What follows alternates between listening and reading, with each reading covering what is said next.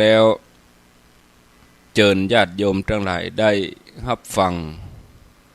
ตั้งแต่เวลานี้เป็นต้นไปจนถึงเวลา6 นาฬิกาเวลา6 นาฬิกาถึงเวลา7 นาฬิกาก็เป็นรายการธรรมะของท่านอาจารย์ไมตรีเข้าเวชโกวัดตีนดอยพระบาทสัญญาณท่านพระครูพร้อมแล้วนิมนต์เลยครับก็แต้มใต้ไวสาในปุญญาบารมีธรรมของครูบาอาจารย์ยุโดดยุโมงขอความผาสุกในธรรมอยู่มีแก่บรรดาพี่น้อง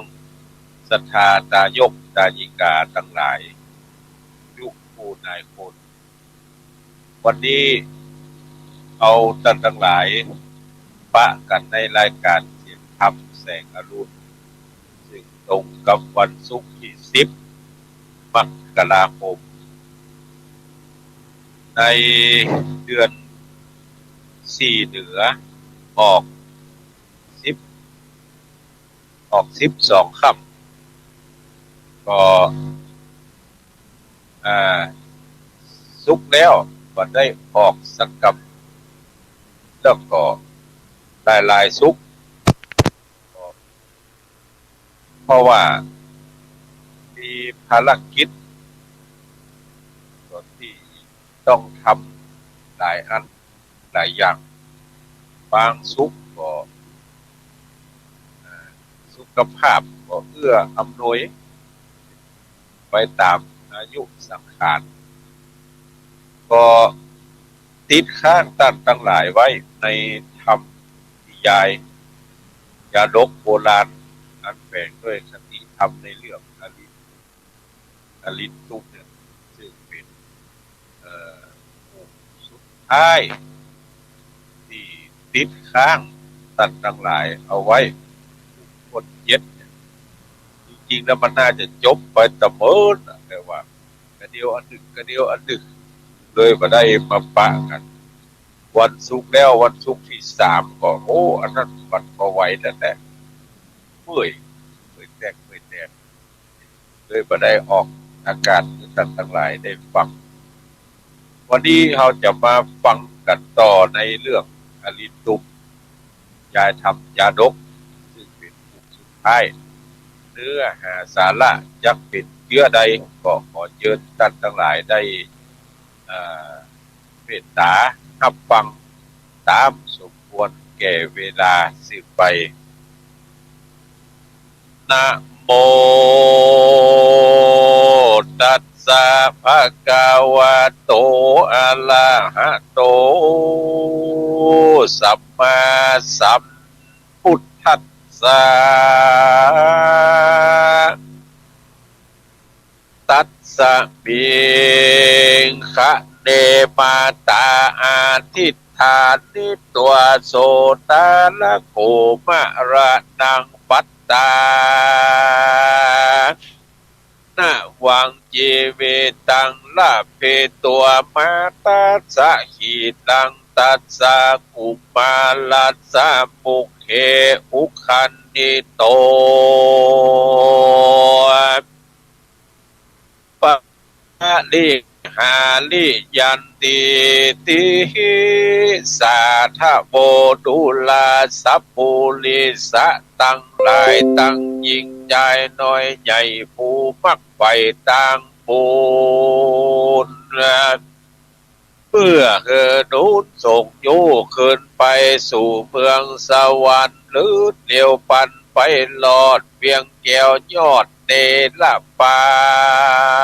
นนายิ่งตานเข้าน้ำบาดผู้ร่ำปัจจัยสิกดวงใส่58ตัวกดแขวนสาปากันมาแต่เจ้านั่งอยู่เฝ้าฟังธรรมยุ่งตาจำฟังที่เอาเป็นที่ปิดยาละนาแถมพระญาตัวเก่ามากเต้าปันปู นะโปกยกโลนเตื่อมกำเพอลวงล้ำปานไผ่จุ่งแปลงใจสายยืดจ้อยติดโดยถอยกำทามบัดนี้เดชเตอนาตัดสาปิกขันเดในขันนานัดเล่ากันนางแม่เจ้าอาทิฐานเจ้ากุมารเด็กน้อยอันกาดก้อยฟับวายก็พันภายฟื้นใดวิญญาณใหม่ขึ้นมาแล้วนำนาอ้าปากร้องให้อยากกินนมก็มีหันและนายะทาและมีสันใดดังอันตะตาในกาละนั้นเราน้ำนมแม่เจ้าหลายหลากก็ปุ้งเข้าปากเด็กน้อยนางยอดซอยเล็งหานนะอัศจรรย์หลายแหล่ก็กล่าวแก่เต้าเจ้าบุญบ่เจ้าอริตุมบาดูลาเจ้าบุญสุขเฮ้ยยดแย้วบุญดอกน้าวปามาบัดนี้ลูกลาอันควมหน้าเป็นพีชีวิตมีดังเก่าดังคนหนุ่มเท่ายิงใจหน่อมุนีนายยอดซอยได้ยินคำถ้อยเทวีว่าเจ้าบุญมีลูกไทยชีวิตได้คืนมาก็มนัสสาใจยืนปีติตื่นเฉยบานนะก็อุ้มกุมารน้อยนาดแล้วโอกาสไข่กำว่าดูลาองค์คำเฮ้ยลูกแก้ว เกิดมาแล้วป้อยตายนี่ปุ้นเจ้ามีจอยกำยิงลวงล้ำอนตะลายเจ้าบุญภายคำหมื่นตายเดี่ยวพื้นเดียวไว้ต่อนี่ไปนาลูกลาตีคามีอายุวัดสาเตี้ยงเต้าร้อยสาวหัวเขาเป็นไม้แด่เตอว่าอันแล้วนางดอกแก้วเตวีหน่อมุนีหนุ่มเนาอันไม่เอามองผ่านก็เจยบานยืนจ้อยหายต่ำก้อยเครื่องขี้ก็มีหันและนาสักโกเทวดาจาอันว่าพญาอินตาหันหน่อพุทธาเจื่องเจ้าและนางหน่อเนาเทวีหายเครื่องขี้ต่ำก้อยเต้าเต้ายอดจ้อยเมืองโปน ก็จากเปใจยนต์ภาษาสเด็จยัวลิญญาลงสู่ยังที่อยู่ประตูใจแล้วก็ไขตันต่อซึ่งเต้าหนออรินตูมกับนางบุญสุขนอดลาตามเงื่อนฟ้ารางามเงื่อนฟ้าราชเทวีว่าดูลาเจ้าบุญมีเฮ้ยนอดเนาลูกแห่งเจ้าตายแล้วได้กากาดแก้วคืนมาเจ้าสองขาพ่อแม่มีใจแผ่เจยบานเหล่าเต้ามักเข้าวานอยู่บ้านลงสู่นาจุมปูยอดอินดูไฟหอยเจ้ายอดซอยหอคำปั้มเป่งทำแผ่กวางพุ่งก่อสร้างสมบ้านใดตานเขาน้ำวัตถุร่ำตามปีตั้งปุรีเวียงแก้วยกยื่นแล้วตานไปแก่พรามเข็นใจผู้ใหญ่ย้อนมักไฟไข่ใดสับปันอยู่ไว้ตรัสพัญญาอ่านว่าพรามนาผู้เฒ่าขอรับตานเจ้านั้นใส่คือหากมาได้ตนเล่านี่แหละนาฮือกิเลสเจ้าเป่าบางตาทวนอีบอทัดอีปังอามา เอาเงินคำมาจ้างตังเวียงกวางและหอใจคือตานไปจะใจเพื่อคือใดตีขาบัดนี้นาควรแล้วสามดอกแก้วพ่อแม่โลกควรไปผูกเป็นดาวผ่าแผ่นดาวปุระนกรดาวภูทรยศใหญ่คือดาวไทยอินตาไขขี่ยากล่าวแล้วก็ปาดอกแก้วตั้งสามขึ้นขี่สีวิกายงามลดลาดขึ้นอากาศปลายบนจากหลวงโหนเวียงกวางแดนตาตั้งปัทธนกรข้ามดงดอนเถื่อนทองแดนเตต้องดงเขียวพืชใจเดียวก็ลอดเวียงแก้วยอดปุระนกรโตนผู้ทอนยดแย้วคือตานเต้าอินตาปาหนอพุทธาน้อยนาดขึ้นภาษาหอคำแล้วไข่กำบอกเล่าว่าแต่ก่อนเจ้าบุญนาเอาคำขาก้ามากเวียงแก้วหากเป็นตานันว่าพรามนาจารย์ผู้เท่าคือมาได้ตนเรานี่เล่าอินตาบัดนี่นาเรานี่จักกล่าวที่โอกาสคืนภาษาหอใจยกยอไปเสียงขอดตั้งเวียงแก้วยอดปุรีของอันมีมากเต้ายกคือเจ้าผู้บานเต้ามักเข้าวานทินลาดกล่าวเสียงขาดสุดกำหนอถัดลงทำหนุ่มเนาก็ไว้เต้าเจ้าอินตาไขขี่ยากล่าวถอยว่าคาแดดเต้ายอดซอยเมืองบนสู่เมืองคนโลกกว้างจ้วยคาสร้างสมปานหลอดสับปันยูตัดยานผ่องแผ้วได้นั่งเต้นแก้วตีสนาธรรมเป็นบุญนำอันใหญ่ปาหือใดสวัสดีและนาที่นั่นเต้าอินตาตนซักสวาดก็โอกาสไข่กำสอนนอทันลงทำหนุ่มเนาวดูลาเจ้าโตนทันลงยานจุ่งเฮอตานจะใจมีสินไว้หักษาสินจักป่าพ้นจากต่างตุกยากเครื่องขีมีสินสีผ่องแผ้วปากาดแก้วผ่านไผ่สินป่าไปสู่หลอดเวียงแก้วยอดเดละปานเต้ามักขวานยศใหญ่คือเต้าไทยอินตาไขขี่ยาโอกาสคือโอวาทจาสอนยังหนอผู้ทอนยอดซอยฮือลู่ถ้อยกองดีเต้าผู้มีอยู่ฟ้ายศอาจก้าอินตาก็จ้าอำลาหนอนเนาอะลินตุมบัดเดียว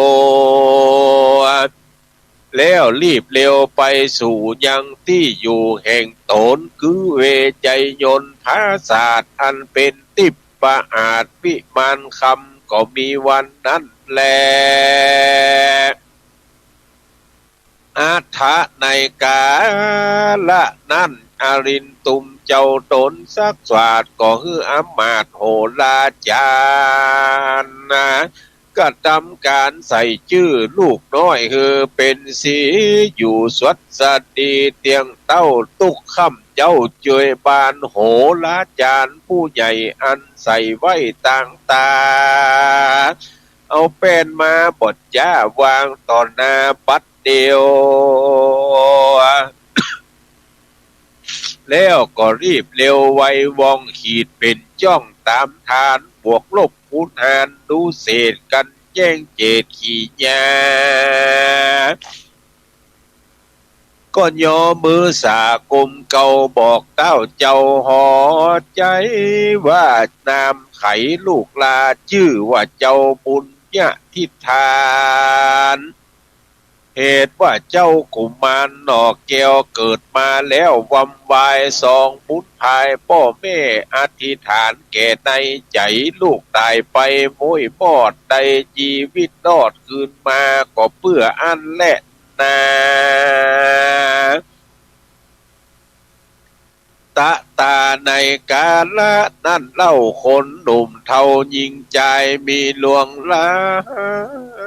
ยบวนหมู่เขาพั่มรู้ขี่แย่ว่าเต้าโตนมาอยู่สร้างเวียงแก้วกว้างหอจันก็ปากันบอดจ้าเฉพาะนามาสู่ยังที่อยู่ปุรีเข้าของมีหลายหลากเขาก็เอามาฝากปันนาการส่วนเต้าผู้บานยศใหญ่คือเต้าไทยอารินตุมมีใจจุ้มจมจืนปีที่ตื่นยินดีอันเจ้าปุรีมวลหมู่เข้ามาสู่เวียงใจ เต้าก็ใครโอกาสสอนอมาตย์โยธาตั้งเสนาน้อยใหญ่ตั้งไพร่ไตยิงใจว่าดูลาตานตั้งลายเฮ้ยมวลหมู่กันไข่อยู่เจยบานสุขสำลานค่ำเจ้าบ่มีโศกเศร้าเครื่องขี่กันตายนีมุ่ยมั่งจากโลกกว้างเบืองคนหรือเอาโตนไปเกิดยันฟ้าเลิศเมืองสวรรค์หรือภายพันไปลอดเวียงแก้วยอดเดลปานนันสำลานค่ำเจ้าบอกแก่เท่าจลาจุมไพยาผัญญาตบอกมาปาดอินทรีกองธรรมมีกุลใหญ่จุ้งโดยไตปฏิบัติตาม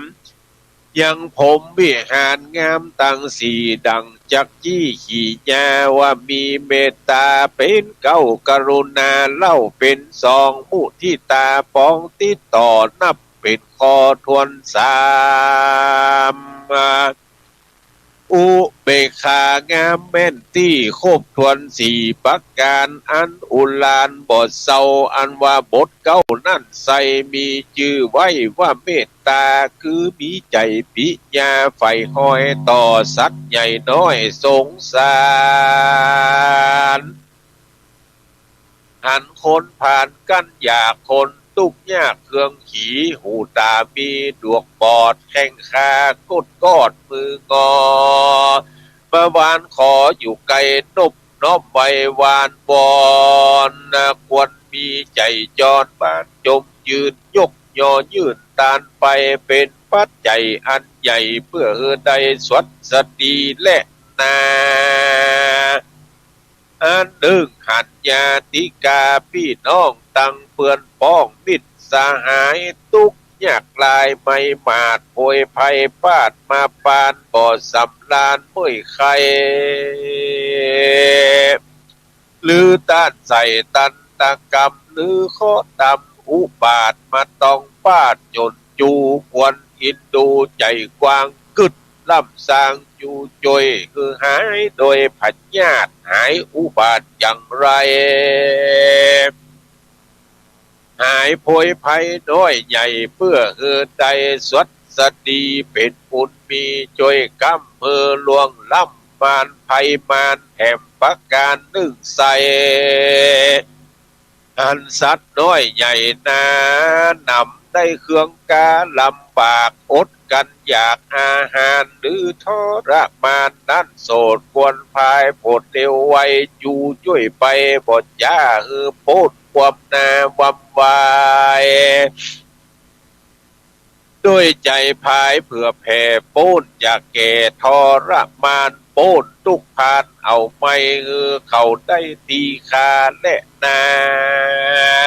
อันว่ากะลุนานั่นเล่าจุคำเจ้าคืนวันมีใจพานจ่องหอยกึดข้าคอยอินโด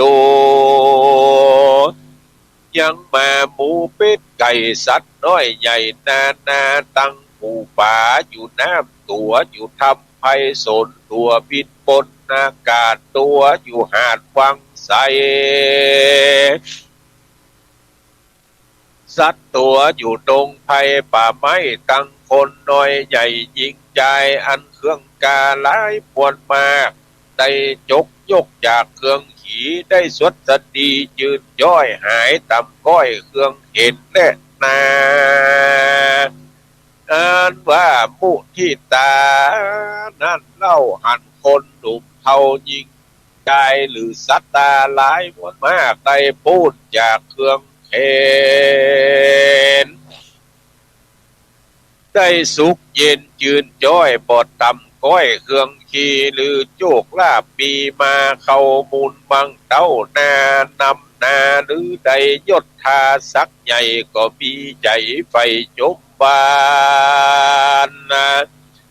สาธุการจมจืนปีติตื่นยินดีและนาอันว่าอุเบกขานั่นใส่กึดใหญ่ไว้ตามธรรมว่าสัตนานำมวลหมู่อันมีอยู่ในโลกามีกรรมมาเป็นเหตุยักเข้าเขตตุกขีหรือสุขมีนั้นเล่าย้อนกรรมเก่าปามาเมื่อหันสัตตาน้อยใหญ่ตุกเอาไม่เหลือลายหรือวำวายความนาคือเอาทำกาอุเบกขามาปิดยรณาจะใจว่าสัตว์โลกไตสงสารนะจักสำลานจุข้ามเจ้ามูลมังเต้าเป็นดีหรือว่าเครื่องขี่ไม่มาตุกบ่ขาดนาน้ำนะล้วนเกิดจากกรรมแต่ไทยอันสร้างไว้ไผ่มันยามบุญตันจ่องหอยยอมยืนจ้อยสวดสดียามป่าปีมาไว้ย่อมเอาไม่ถนัดใหญ่บ่มีภัยจักอาจตัดเสียงขาดเวรกรรมคืดตามธรรมพระเจ้าอันบอกเล่าไขมาชื่ออุเบกขาล้ำเลิศฟ้าฮือเกิดเจยบานแถมประการนึ่งเล่าคนหนุ่มเทายิงใจควรคงฝ่ายก่อสร้างแต่ถ้าตั้งต่างบุญเนื้อตานนู้นบอกขาดบ่ประมาทเสียสินเป็นอาจิตกึดลอดบ่ละตอดต่างทำต่างมัวดำเอาไม่ชุงเว้นไว้ดีไกลกำเล้าไข่กล่าวเลี้ยวดังปันนาดังเป็นแก้วปะพาหรือมักกาเส้นใหญ่กันปฏิบัติไต่ตัวตามยักสมปามไฟหอยได้จืดจ้อยเจยบานสุขสำลานบอกขาดตั้งแต่ญาติปัจจุบันกันดับขันมุ่ยมั่งจากโลกกว้างเมืองคนยอมเอาต้นเมื่อเกิดในจันฟ้าเลิศเมืองสวรรค์นะหรือภายพันไปลอดเวียงยอดเนรปานดอโปธิญาณน้อยนาได้โอกาสจะสอนยังเจ้านครน้อยใหญ่อันลูกไว้กองดีเจ้าผู้ดีมวลหมู่ก็สาธุอยู่สะสาวสนันดาวผู้ลีแล้วไขว่าตีกล่าวถอยว่าผู้ค้าน้อยตั้งหลายตั้งยิงใจน้อยใหญ่จักโดยไต่ตามธรรมเป็นดังกำตานเต้าได้บอกกล่าวสอนปานนะแล้วก็ปากันโอกาสลาเต้าลาคืนสู่ ยังที่อยู่แข่งโตนก็มีหันแหละนะตะโตปัลลังนะแต่นั่นปลายนาตนเจ้าฟ้าปุณนาสะเบยปาลาใหญ่กว้างปฏิบัติตามไต่ธรรมบ่มัวดำกาหยาบ่ขัดหนาเปลี่ยนเปลี่ยนภัยโหงเพียงใจยากใหญ่กว้างบ่ไฟอ้างเครื่องขี่ข้อกาลีเสียงขาดโจรห้าวหาดหายโหดจุมผู้คนไพร่ไตสุบานไข่ตั้งเมืองดูลุ่งเดืองแต่เล่าปางหนอพระเจ้าเป็นพัญญา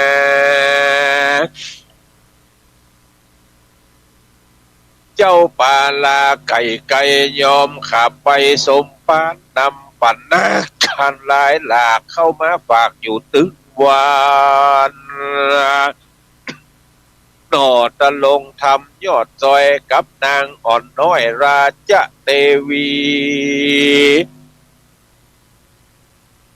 สะเอ่ยผู้ลีใหญ่กว้างนับอ่านใดเฮิงนานสุขสำราญคำเจ้าตลาบเกศเท่าจะลากันวรณากราภาคชีวิตอยากเสียตนบุญบันดลไปเกิดท้องฟ้าเลิศตุสิตาก็มีฮะแหลนาพุทโธติโลกนาโถอันว่าสัพพัญโยพระพุทธเจ้าโตนเป็นปิดเกาติโลกาจารนำอติตะนิตานญาติเก่ามาบอกเล่าใครปันฮือพี่ขุหันแจงทีบ่มีที่สงสัยกันว่าปุกระผู้ใดนั้นเราตัณหาเข้าบังอำบ่หันทำวิเศษย้อนกิเลสบังตาบ่พิจารณาที่สั้นบ่ขึ้นจอดดันยาวไกลบ่มีใจชื่นจ้อยจักไฟหอยเตตานต่างนิพพานนั่นโสดไกลแสนโยชน์ดีบ่เป็นดีแต่เล่าป่าไม่เอาโดยมาส่วนผู้ใดนะควาดรู้ปฏิบัติอยู่ตามธรรมตัณหาน้ำใหญ่น้อยกิเลสถอยจังไรก้อยหายไปก้อยกาดหนีเสียงขาดหายโหนจับปลาตนไปหลอดเพียงแก้วยอดเนลปานดังหนอโปติญาณยอดซอยตัวตามถ้อยกองทำเวทตังดำถอยจ้าตันหากราดีไกกิเลสหายไปเอาไม่หลีกเว้นไว้ดีไกมีใจใสตั้งต่อเพื่อสร้างก่อสุปานเอาสัพพัญญูตัดญาณพาเสดมาบังเกิดกับตนสร้างกุศลจะใจเอาเวียงใหญ่หอจันยกยอปั่นตานตอดบ่เหลือรอดอันใดเมื่อลูกเตรียมใจน้อยนาตายละขาดเป็นผีหนอมุนีดุ่มเนาก็กลมเก่าอธิษฐานบอกเปิดนานลูกน้อยก็กากาดก้อยคืนมาโต้นอินตาเจ้าฟ้าหันเจ้าหนอราบุญมีกระทำดีนั้นเราจิ้งป่าเจ้าไปสู่เป็นดาวอยู่ปุรณกรดังเดิมอ่อนก่อนกีดังกาวจี้ไข่มานี่แหละนาสัทธาอิมังธรรมเตสนังอาหะริตัวสะโมทาเนสิสัทธาอันวาสัพพัญญูพระพุทธเจ้าตนเป็นปิ่นเกาติโลกาจารกันว่าเตสนาธรรมเมียนจอดตั้งแต่เก้ารอดเทิงไปฮือภิกขุตั้งหลายมวลหมู่ได้พรำรู้ตามมีหนอพระมุนีตนชักสวาดจักจาดปังหลังมาเตรียมยังจาดีคือแจงขี่หันใสพระยิ่งไข่กล่าวถอยเป็นปุตซอยสุดปลายว่าตะตาสักโกเตวราจาอนุรุตโธดังนี้เป็นตนที่ขับเวดูกลาภิกขุตั้งหลายตนเป็นสายอริยญาติละเสียงขาดตัณหาอันว่าตนอินตาที่ราชจากภาศาสตร์เมืองบนมาสู่เมืองคนโลกลากับเป็ดนาเป็นพรามนาขอคำขามากเต้าจากหนอนเนามุดีขอปุรีเวียงกวางขอมาจ้างบัวไฟสัม ปฏิลายมวลหมู่อันมีอยู่พาลาในการละนั่นใจคือหากมาได้มหาอนุรุตเหตุในการละปัดนี้และนาสุวรรณปภาญะโสทลาอันว่านางวันนะปภาอาข้าวเตวีเต้าอรินตุมวันนะสุมผ่องแผ้วงามเลิศแล้วโสภาในกาละนั่นใจคือหากมาได้นางยะโสธลางามเงอันเป็นแม่เจ้าลาหูละเทน ในกาละบัดนี้แลนาปุญญาทิฏฐานาลาหุโลอันว่าเจ้าปุญญาทิฏฐานาอันเกิดมาจากต้องแม่แล้วเถิงแก่วำวายหนอมุนีนายหลุมเนาได้กลมเราอธิษฐานคือเก้ากุมารหนอไทยชีวิตได้คืนมาในกาละนั่นใสคือหากมาได้เจ้าลาหุลัดเห็นในกาละบัดนี้แหละนา เสสาปะลิสาอันว่าคนทั้งหลายมวลหมู่อันตั้งอยู่ตามธรรมเวทจากกรรมกาหยาบอันเป็นบาปนานาในกาละนั่นใสคือหากมาได้ปริสัตตังสี่คือภิกขุ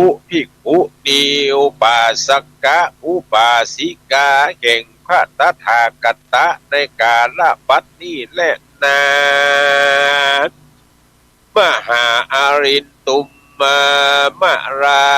ชาอาหะเมวะโลกนาโถส่วนอรินตุมเต้าราชปปมาต่างตานหวังเอาสัพพัญญูตัญญาณผ่องแผ้ว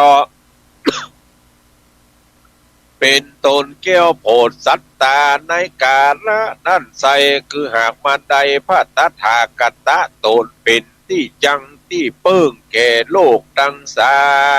ม ในกาละบัดนี้และนาตุมเหพระวันตาต้านตั้งหลายมวลหมู่มันนั่งอยู่ฟังธรรมจุ่งจักจำชื่อไว้แล้วก็จุ่งปากันเลือกไซเอาในบทบาทใดเป็นปีจุ่งละไว้ที่นีบทใดงามควรใจจุ่งจำไว้ซ่อนตัวเอาเป็นหัวเดียวไต่โพนปันหลอดไก่เนละบานมันฮื้อตานอย่าได้ขาดอย่าประมาทเสียสินมันอาจินกึดรอดอย่าละตอดภาวนาขอศรัทธาหนุ่มเทา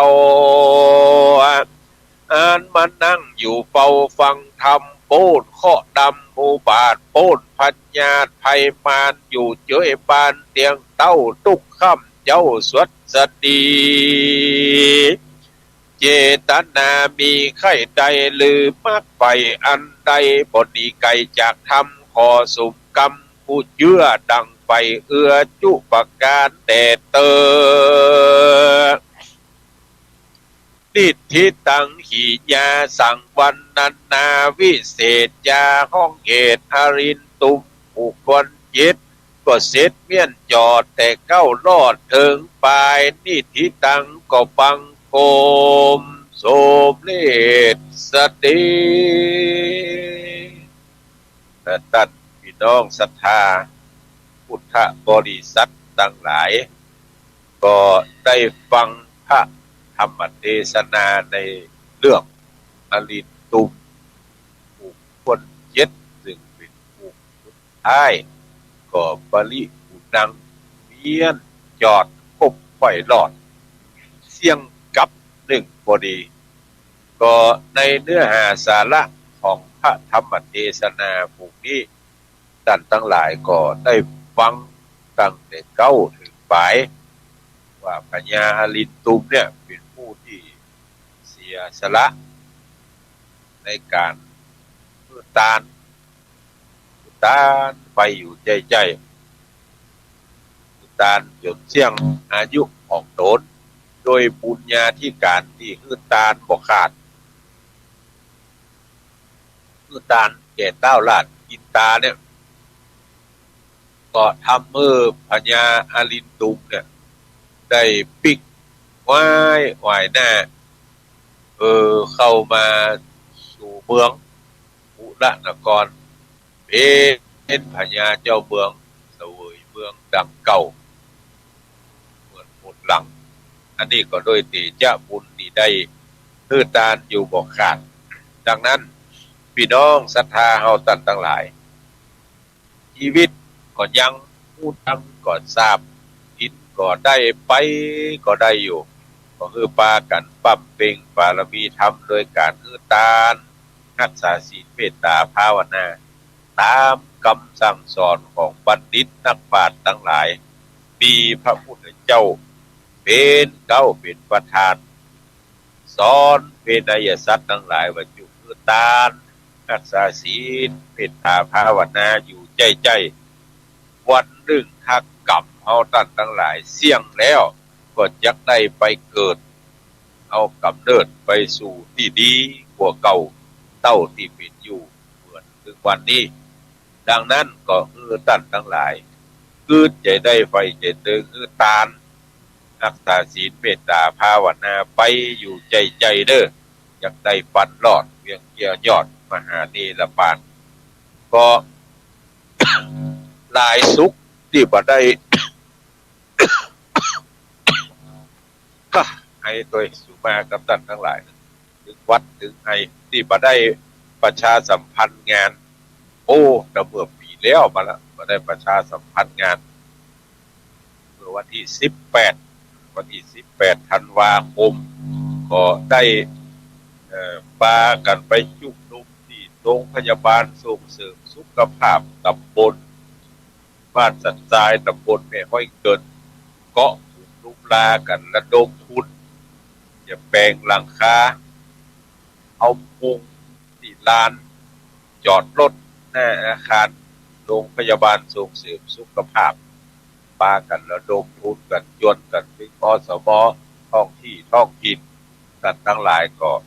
ปากันให้หอมสตางค์กันได้อยู่ถึงพดกัน400,000 ปลายก็ประเดี๋ยวนี้เริ่มแปลงละจะมุงถ้าบอกวันพูกกับวันฮือเนี่ยตลาว่าจะถ้าบัดติดเสาติดนี่ก็จะลวดไปสั่งแผ่นเมทัลชีตเอามามุงตังบนละตลาก็ดำเนินการไปแล้วก็วันที่24ธันวาคมครับที่โรงเรียนแม่โป่งประชาสามัคคีโรงเรียนดีประจำตำบลแม่โป่งก็ปากันถึงผู้อำนวยการถึงกรรมการสถานศึกษาผู้ปกครองศิษย์เก่าศิษย์ใหม่ศิษย์ปัจจุบันพร้อมกับด้วยนักเรียนและองค์กรเอกชนในตำบลเนี่ยก็รุมลากันปากันทำบุญครบรอบ102 ปีการก่อตั้งโรงเรียนแม่โป่งประชาสามัคคีแล้วก็ระดมทุนเพื่อจะเอาไปจ้างธุรการโรงเรียนบ่มีธุรการฝ่ายบริหารก็ทำงานยาก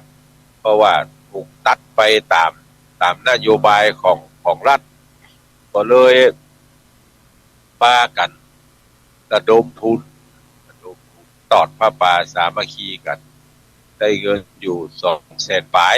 ก็อนุโมทนากับทุกท่านเด้อที่ร่วมบุญกันไปเมื่อวันที่24ธันวาคมที่ผ่านมาแล้วก็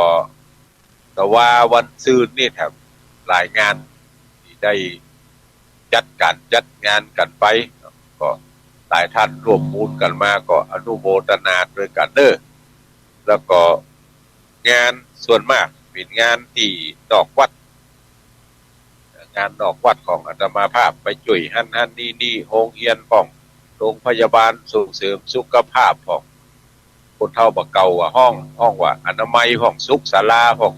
ไปช่วยเหลือเพื่อฝ่ายเพิ่นที่บัดเต้าบัดตันไปเป็นผู้ประสานงานช่วยเหลือเพื่อฝ่ายปกสร้างห้างแปลงไปแล้วก็งานตัวเก่าเนี่ยงานในวัดวันศุกร์ที่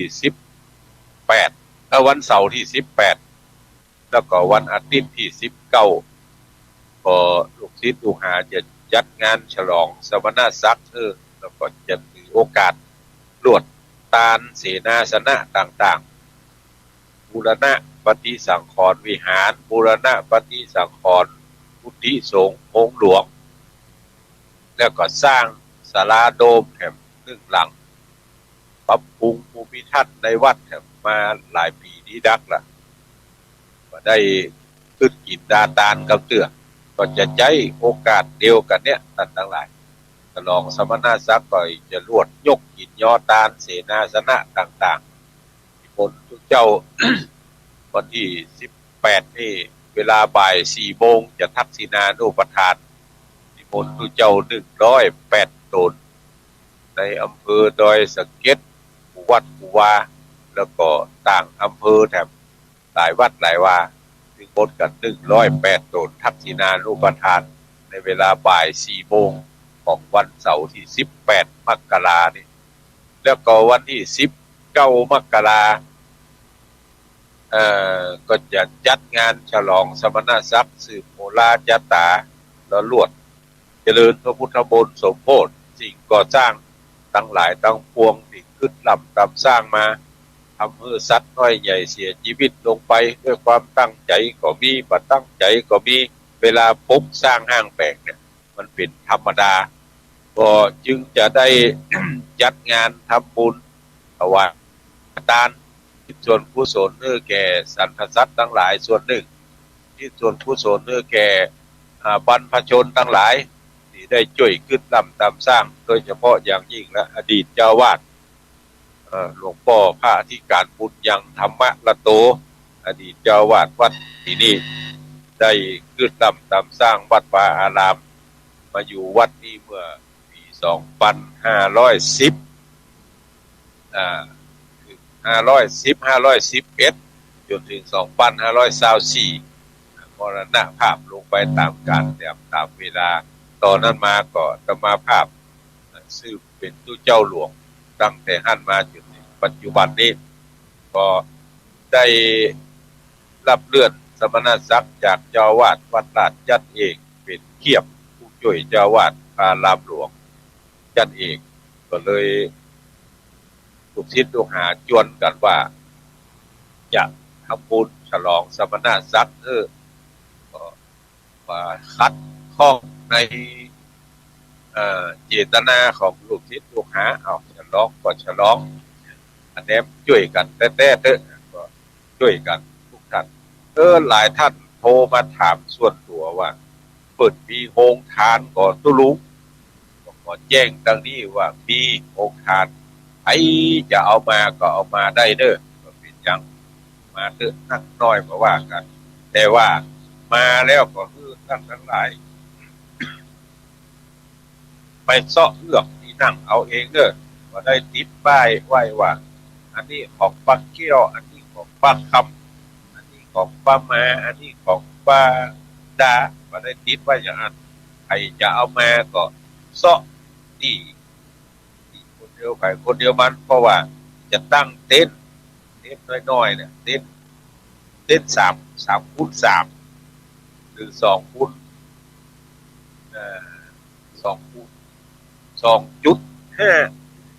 2.5 2 เมตรครึ่งถึง3 เมตรจะตั้งเต็นท์ไว้เป็นเต็นท์ท่านทั้งหลายก็มาแล้วก็ไปทางในก่อนเจ้าหน้าที่จะญาติท่านทั้งหลายว่าเอาไปตั้งทางในก่อนเด้อทางในเต็มแล้วก็ทัดออกมาท่านก็ชวนท่านทั้งหลายใครจะเอาองค์ทานมาก็เอามาได้ไม่มีปัญหาใดๆทั้งสิ้นเอามาแล้วก็ตั้งแล้วก็เปิดหรือใครจะเอาขึ้นโต๊ะก็ได้จะตั้งโต๊ะไว้40 โต๊ะใน40 โต๊ะเนี่ยสมมติว่าท่านทั้งหลายเอาจอผักกาดมาการตำอะไรจอผักกาดเอาจอผักกาดมาท่านทั้งหลายก็ตักใส่ถ้วยซึ่งทางวัดจะเตรียมถ้วยไว้ให้ถ้วยกระดาษจานอ้อยเนี่ยเตรียมถ้วยไว้ให้80 ถ้วยเพราะว่า40 โต๊ะเนี่ยมันจะต้องขึ้นโต๊ะใน2 ถ้วย40 คูณ 2ก็เป็น80อย่างนั้นถ้ามันบอกกุ้มสมมติว่าท่านทั้งหลายจอผักกาดมาหม้อเบอร์26มันบอกกุ้มถึง 80ถ้วยก็ตึกไหนก็ตึกนั่นน่ะโต๊ะอื่นก็เอาอันอื่นขึ้นไปเนี่ย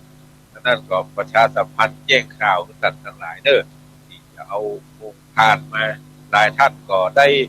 แสดงความจำลงมาแล้วเป็นอาหารก็มีเป็นน้ำชากาแฟก็มีเป็นผลไม้ก็มีแล้วแต่ที่ตนาตัดทั้งหลายบางห้องก็ว่าโอ้บัดเต้าบัดตันสักอย่างถ้าจะบริจาคเงินสมทบคือเป็นจัดทำอาหารเอาได้ก็ได้แล้วแต่กำลังเจตนาของตัดทั้งหลายบางห้องก็เป็นเจ้าภาพไตรยทานถวายพระสงฆ์พิธีที่ก็เป็นชุดไปแล้วแต่ท่านทั้งหลายจะบริจาค100 ปัน2 ปันก็มันมีอยู่3ขั้นด้วยกันก็ตามเจตนาท่านทั้งหลายเด้อภัยบัติดภารกิจการงานต่างใดก็น้อมเชิญชวนพระเจ้าพระสงฆ์ถึงพี่น้องศรัทธาตายกตาญิกาทั้งหลายจุผู้จุคนจุบ้านจุจองถึง8 จังหวัดภาคเหนือที่กำลังฟังอยู่ประเดี๋ยวนี้ก็เชิญทุกท่านถ้าว่าบ่ได้มาเด้อก็จะอนุโมทนามาตั้งหนึ่งตั้งใดก็แล้วแต่เจตนาของท่านทั้งหลายเนาะเพราะมันมีหลายช่องทางก็อนุโมทนากับพระเจ้าพระสงฆ์พระนักจัดรายการเพื่อสาธมิกด้วยกันที่ได้ออกอากาศประชาสัมพันธ์วันมีตุลุงยองเป็นต้นเป็นประธานตันพระสุชาติอัตปัญโยปริยธรรมก็ได้ช่วยโฆษณาประชาสัมพันธ์แล้วก็พระนักจัดรายการหลายลูกหลายโต๊ะที่ช่วยโฆษณาประชาสัมพันธ์งานตั้งแต่เมื่อวันที่มาจนถึง2-3 วันจนถึงตะวานี่เมื่อคืนแล้วก็ยังได้ยินอยู่หลายท่านประชาสัมพันธ์ช่วยงานกันก็อนุโมทนาขอบคุณกับท่านทั้งหลายเด้อที่ได้ช่วยประชาสัมพันธ์งานก็เป็นงานใหญ่ก็บ่ใหญ่งานน้อยก็บ่น้อยก็จะรวดตานเสนาสนะ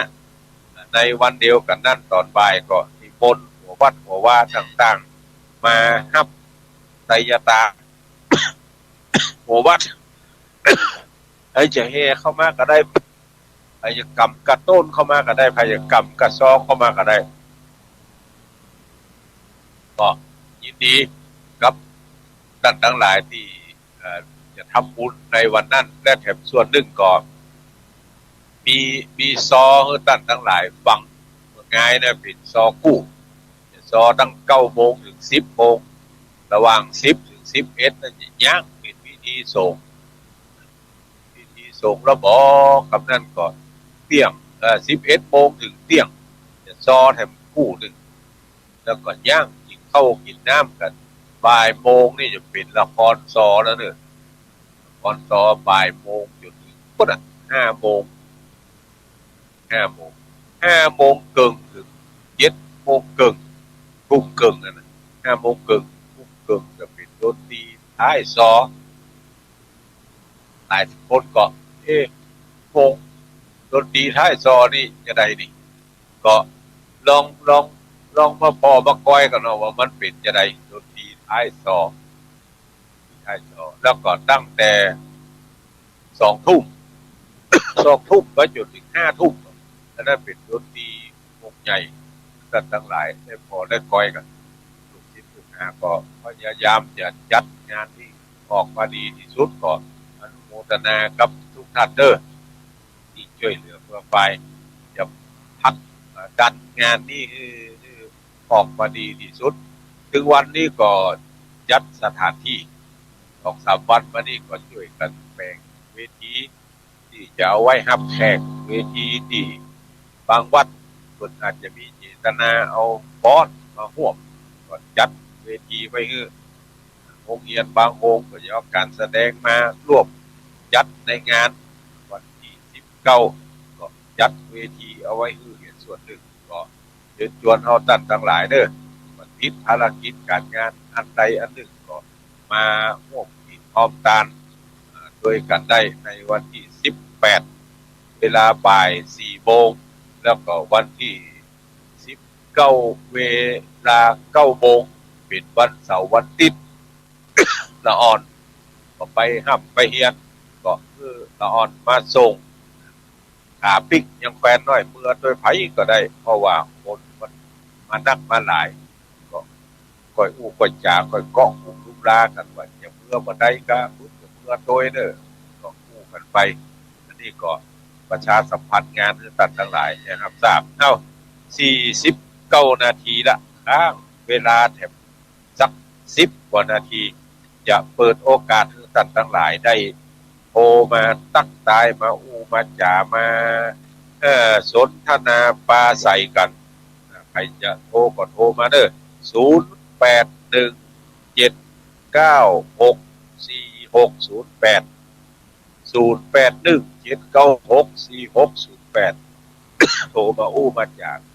ก็วันนี้ต้องขอสุมาอภัยกับท่านทั้งหลายได้ถึงไอถึงขี้มูกย้อยเต็ดตัวขี้มูกย้อยตัวเจริญพร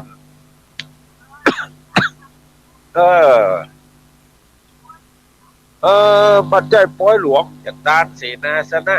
อย่างฉลองพัด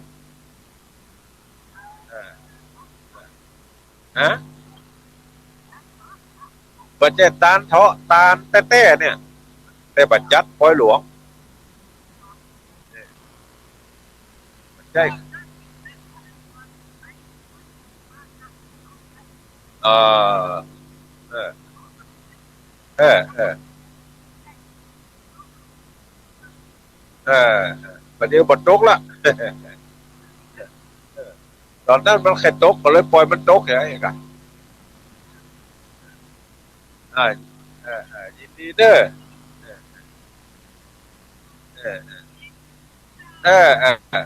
เหมือนกันข้าวสายต่อไปเจริญพรเจริญพรขาดไปหลายสุกหลายนี่ละนี่กันบอกไปแหละมันได้กินน้ำพริกน้ำหมู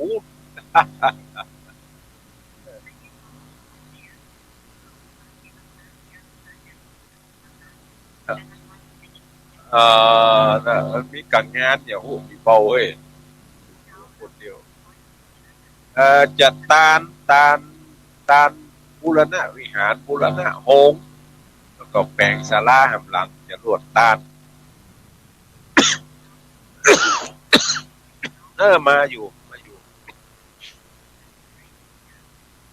ได้ยินดีเด้อวันที่19วันอาทิตย์ยินดีเด้อสายต่อไปไอ้เวลาเล่นบอล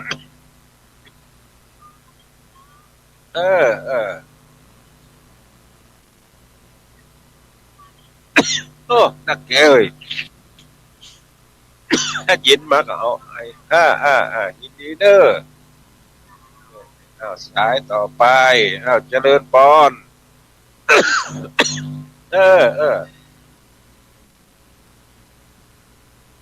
ไม่สวยเย็นก็ไม่สวย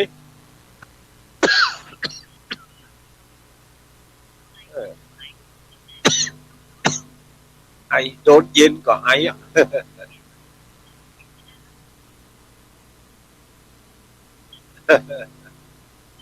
มาเย็นก็เป็นอย่างยินดีเด้ยินดีเด้อสาธุสายต่อไปเจริญพร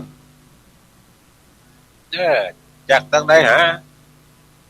เวียงป่าเป้านาวก็นี่เวียงป่าเป้านี่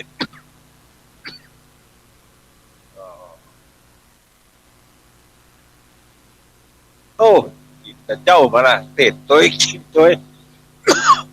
มันทัดใจเสียงมันจะเป็นเนี้ยไอ้ตัวลูกน้ำลายตัวมันใจเสียงก็เป็นอย่างยินดีเด้อสายต่อไปเจริญพรก็บุญธรรมสังคำฟังหนาวก็ยังไง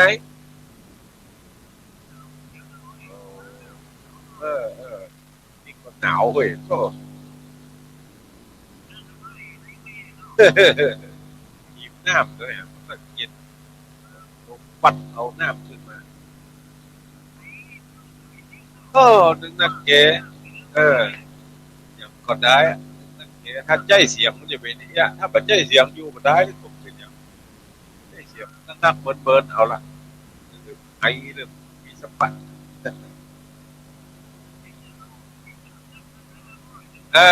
ยินดีเด้อยินดีเด้อรวมกับสบายเดี๋ยวก่อนได้ดูได้จากกับพี่น้องศรัทธาหลายสายหลายดีละหลายคนก็โทรมาบัดนั้นได้ฮับโทรมากันไปเด้อหลายสายแต่เจริญพรอยากต้องได้ฮะเพียงหนองล่องลำพูนเป็นหนาวก็เวียงหนองร่องเนี่ย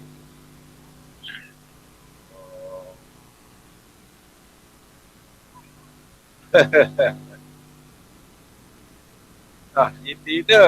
โอ้มาจากกันสายต่อไปเจริญพรเออเอจากต้องได้ฮะได้นะน้อยเด้อเออเออสายต่อไป0817964608เหลือให้นาทีสุดท้ายจะโทรมาอุปจากกัน0817964608ข้องก็พอทั้งเป็นพวกยูทูบเจริญพร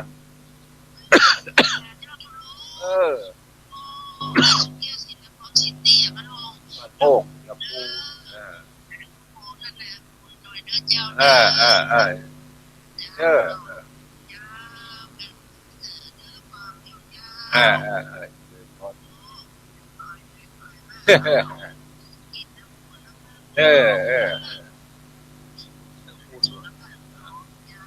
คำป้อมปากคำยาวให้อยู่ติ๊กๆกันอากาศเย็นยินดีเด้อสายต่อไปเจริญพรเจริญพร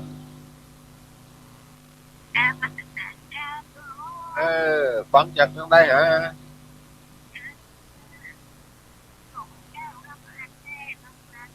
บาดลำบางหนาวก็ลำบาง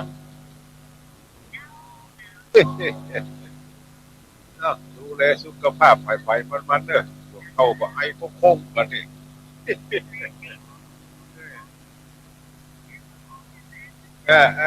ยินดีเด้อยินดีเด้อสายต่อไปเจริญพรฮัลโหลฮัลโหลมีกระไก่ขันสายต่อไปเจริญพร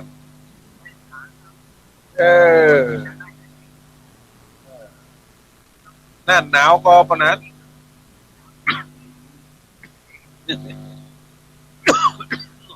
ตัวตัวนักแกเฮ้ยเออเออเออเออเออเออเออ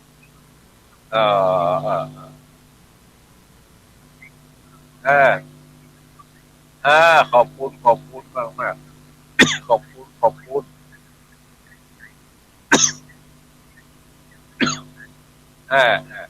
ดีเด้อยินดีเด้อใช้เวลาของสถานีมาไปบลอดเนอะไอ้บอกครบว่าชั่วโมงนี้ละจะนำรายการนี้จากท่านทั้งหลายไปก่อนเพราะว่าในคู่คนในไอ้นิ่งๆจะเสียอรรถรสในการฟังของท่านทั้งหลายขอนำรายการนี้จากท่านทั้งหลายไปก่อนยัตตาโลธรรมาวัฏันติอายุวันโนสุขังปะ